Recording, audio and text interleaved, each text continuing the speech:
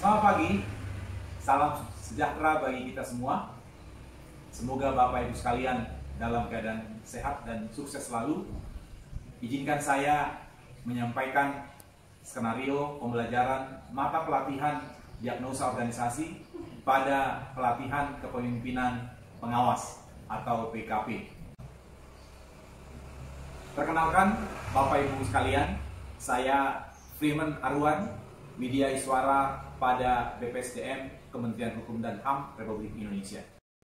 Pada kesempatan kali ini, kita akan membahas salah satu agenda dalam pelatihan kepemimpinan pengawas, yaitu agenda kedua, meliputi agenda kepemimpinan pelayanan yang terdiri dari 4 mata pelatihan, yaitu diagnosa organisasi, berpikir kreatif dalam pelayanan, membangun tim efektif, dan kepemimpinan dalam pelaksanaan pekerjaan.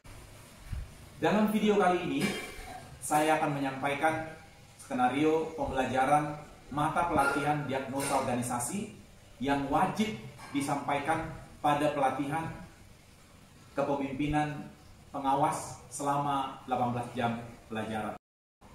Mata pelatihan diagnosa organisasi merupakan salah satu mata pelatihan dalam agenda kepemimpinan pengawas, di mana agenda ini memiliki tujuan untuk membekali peserta pelatihan dengan kemampuan untuk mendiagnosa masalah dan menemukan gagasan melalui berpikir kreatif dengan memberdayakan dan membangun tim yang didukung oleh komunikasi yang efektif dalam memimpin dan mengendalikan pelayanan publik.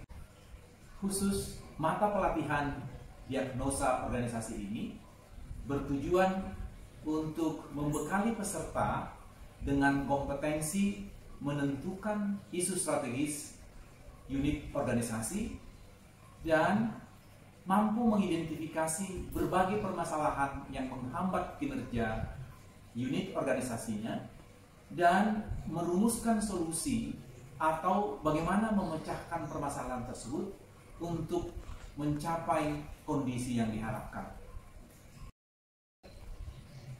Adapun hasil belajar yang diharapkan dari mata pelatihan diagnosa organisasi adalah peserta mampu menentukan isu strategis yang terpilih sesuai unit organisasinya sebagai gagasan perubahan, dan juga mampu memahami konsep diagnosa organisasi dan teknik-teknik analisis manajemen untuk mendukung pelaksanaan tugas-tugasnya dalam mengendalikan pelaksanaan kegiatan pelayanan publik, administrasi pemerintahan dan pembangunan yang dilakukan oleh para pelaksana di bawahnya.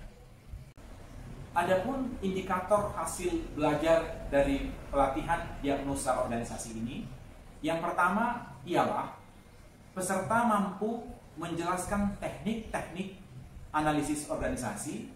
Yang kedua, peserta juga mampu menganalisis permasalahan unit organisasi dan mampu merumuskan pemecahan masalah pelayanan publik di unit organisasi instansinya. Sehingga materi pokok yang disampaikan pada mata pelatihan diagnosa organisasi ini meliputi yang pertama, isu strategis dalam pelayanan publik. Yang kedua, konsep dan teknik analisis organisasi. Dan yang ketiga ialah analisa permasalahan unit organisasi dan merumuskan solusinya. Adapun untuk skenario pembelajaran diagnosa organisasi yang akan diberikan selama 18 jam pelajaran, terdiri dari 2 hari dan 6 sesi. Pada hari pertama, pendahuluan, sesi pertama selama 45 menit. 15 menit pertama dapat kita pergunakan untuk melakukan perkenalan, tentunya memberi salam, perkenalan dari fasilitator, perkenalan dari peserta, memberikan brainstorming, menciptakan suasana yang kondusif, juga perlu mencoba mereview mata pelatihan sebelumnya terkait dengan kepemimpinan Pancasila dan bela negara, dan perlu juga dikaitkan dengan diagnosis organisasi, bagaimana kaitan antara keduanya di dalam membentuk suatu kepemimpinan pelayanan. Selanjutnya, 30 menit berikutnya, masih dengan metode brainstorming, kita mencoba menggali wawasan peserta dan menyamakan persepsi tentang kepemimpinan pelayanan dikaitkan dengan agenda yang pertama, kepemimpinan Pancasila dan bela negara. Itulah yang disampaikan pada sesi yang pertama. Masih pada hari yang pertama, memasuki sesi kedua, pada 30 menit pertama, masih dengan metode brainstorming, kembali kita akan menjelaskan terkait dengan kepemimpinan pelayanan. Karena kita tahu bahwa mayoritas peserta dari pelatihan ini adalah pejabat pengawas. Pejabat pengawas ialah garda terdepan pada pelayanan publik. Oleh karena itu perlu kita meminta mereka untuk mendalami dan memahami undang-undang yang terkait dengan pelayanan publik, diantaranya adalah Undang-Undang Nomor 25 Tahun 2009, juga Peraturan Pemerintah Nomor 36 Tahun 2012. Selanjutnya, 60 menit berikutnya, peserta akan dibagi menjadi 6 kelompok kecil. Masing-masing kelompok diminta mengidentifikasi persoalan pelayanan publik yang terjadi berdasarkan 3 aktor utama pelayanan publik. Sebagaimana kita ketahui bahwa 3 aktor utama pelayanan publik adalah, yang pertama adalah korporasi, penyelenggara negara atau lembaga negara independen. Yang kedua adalah pelaksana atau orang-orang yang langsung berkaitan, berinteraksi dengan pelayanan publik. Yang ketiga adalah masyarakat, penerima manfaat dari pelayanan publik dimaksud. Jadi masing-masing kelompok mengumpulkan isu-isu yang strategis dilihat dari masing-masing aktor tersebut yang telah disebutkan tadi.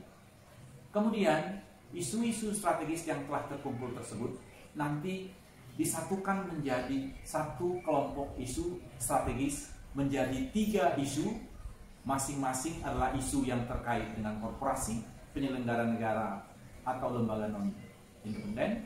Yang kedua adalah isu yang terkait dengan pelaksana pelayanan publik itu sendiri.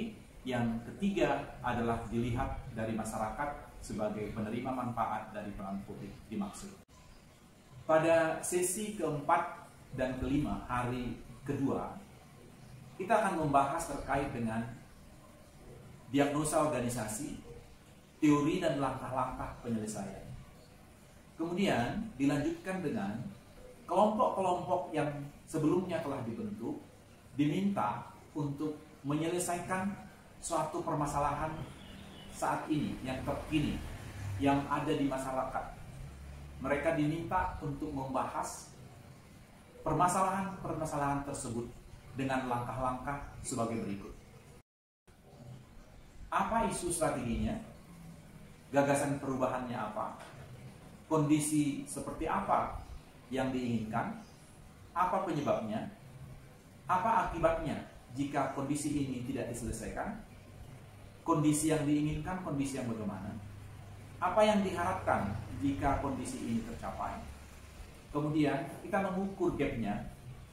Selanjutnya kita juga mencari langkah-langkah solusi yang ditawarkan. Terakhir, hasil diskusi ini akan dipresentasikan menjadi hasil diskusi kelompok. 15 menit terakhir kita akan melakukan review terhadap semua pelajaran yang telah diberikan, kemudian melakukan evaluasi pembelajaran untuk memastikan bahwa hasil pembelajaran telah tercapai, sehingga dapat dipastikan juga bahwa peserta akan dapat mengaktualisasikan diagnosa organisasi di dalam mendukung pelaksanaan tugas mereka di lapangan sebagai pejabat pengawas, Yang ketiga, tentunya kita akan menutup dengan ucapan terima kasih dan apresiasi terhadap peserta yang telah memberikan perhatian yang mendalam selama mengikuti pelatihan tersebut. Baiklah, Bapak Ibu sekalian, saya sudah selesai menyampaikan skenario pembelajaran diagnosa organisasi. Mudah-mudahan bermanfaat. Tetap semangat dan sukses selalu.